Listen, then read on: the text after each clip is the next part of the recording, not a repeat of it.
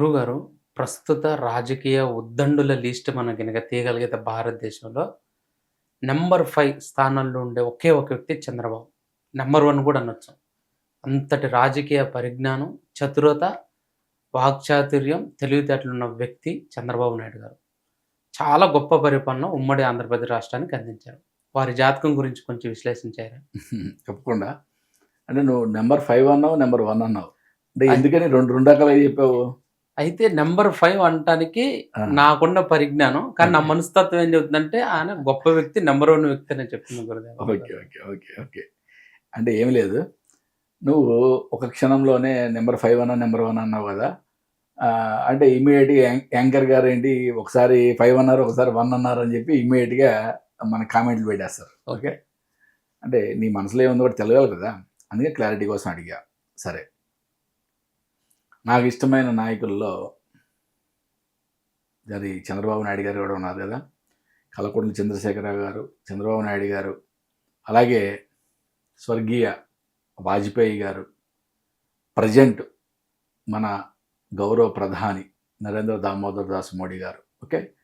ఈ నలుగురు రాజకీయ నాయకులు నాకు చాలా ఇష్టమైన నాయకులు. ఓకే.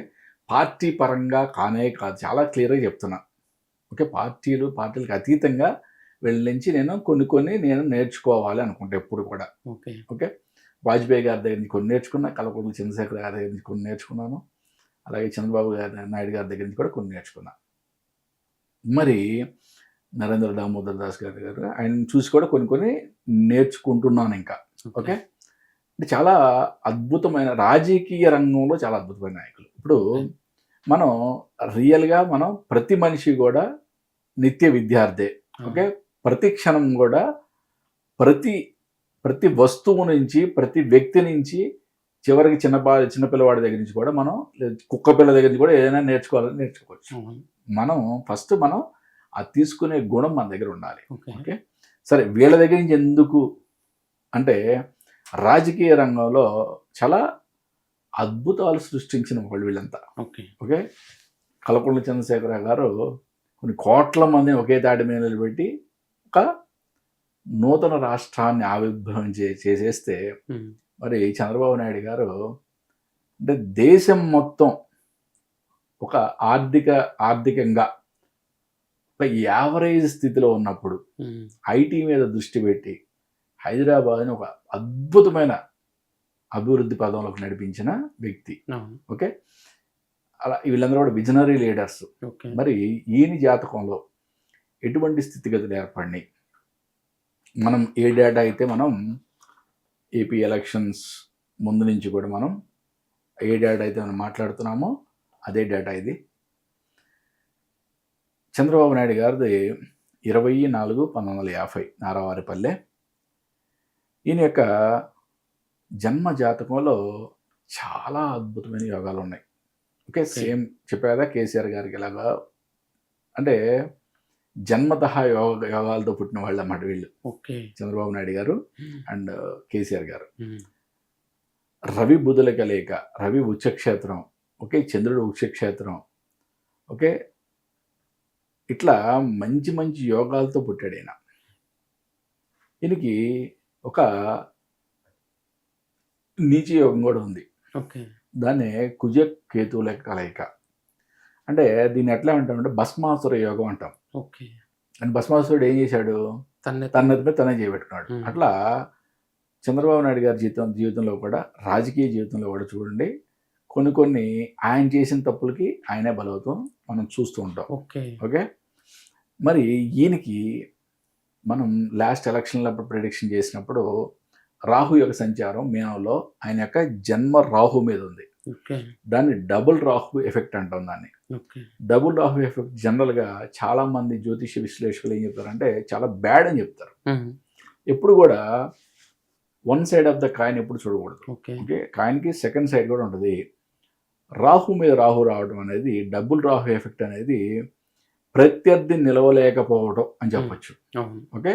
అది మే 15 నుంచి అది ఆయనకి విడిపోయింది. అంటే రాహు మీద రాహు విడిపోయి, మీనంలో ఉన్న రాహు మీద రాహు కుంభంలోకి ఆయన యొక్క జన్మ గురువు మీదకి, జన్మ శుక్రుడి మీదకి సంచారం స్టార్ట్ అయింది. ఓకే. ఓకే. అంటే జన్మ గురువు శుక్రుడి మీద సంచారం అంటే, గురువు అంటే జాతకుడు. అంటే ఆయన యొక్క ఆరోగ్య స్థితి కానీ, ఓకే, ఆయనకి ఏదైనా యాక్సిడెంట్ అయ్యే ఛాన్సెస్, అంటే ప్రమాదాలు జరిగే ఛాన్సెస్, అనారోగ్య స్థితిగతులు ఏర్పడే ఛాన్సెస్, ఇవన్నీ కూడా గోచరిస్తున్నాయి. మరి వృషభంలో ఉన్న గురువు మిథునంలోకి సంచరించింది. ఓకే. ఇది కూడా మనకి ఈ రెండు యొక్క, అంటే ఈ గోచార రాహు గురువు మీదకి, జన్మ గురువు మీదకి రావడం, గోచార గురువు మిథునంలోకి రావటం, గోచార గురువు వీక్ అవటం, అంటే కేంద్రంలో రాహు ఉండటం వల్ల వీక్ అవటం, ఇవన్నీ కూడా చూసుకున్నట్లయితే దీనికి ఆరోగ్య రీత్యా కొంచెం స్థితిగతులు మంచిగా ఉండకపోవడం. ఓకే. ఈ సంవత్సరం చాలా ఆరోగ్యంగా, అంటే గురుబలం పెంచుకోవడం ద్వారా ఆరోగ్య స్థితిగతులు మంచిగా అవుతాయని చెప్పొచ్చు. ఓకే.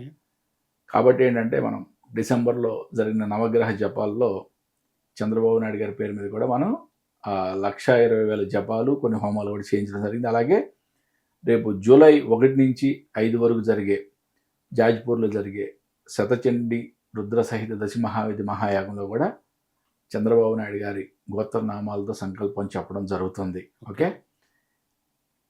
అంటే ఈ స్థితిగతుల నుంచి బయటపడటానికి మెయిన్ ఇంపార్టెంట్ కావాల్సింది గురుబలం. ఓకే.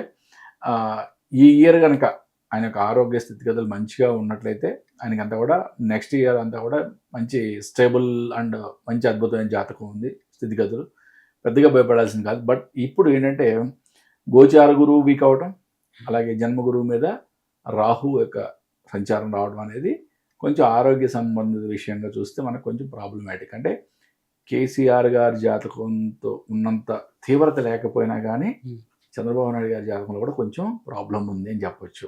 ఓకే. కొంచెం గురుబలం పెంచుకోవడం, దైవబలం పెంచుకోవడం చాలా ఇంపార్టెంట్ అయిన సూచన. దానికి సంబంధించి ఓకే, వాళ్ళ కార్యకర్తలు, అభిమానులు చేయొచ్చు, అలాగే నాలాంటి వాళ్ళు కూడా చేయొచ్చు. కాబట్టి మేము మాకు తగ్గట్టుగా మేము చేయగలిగినంత మేము చేస్తున్నాం.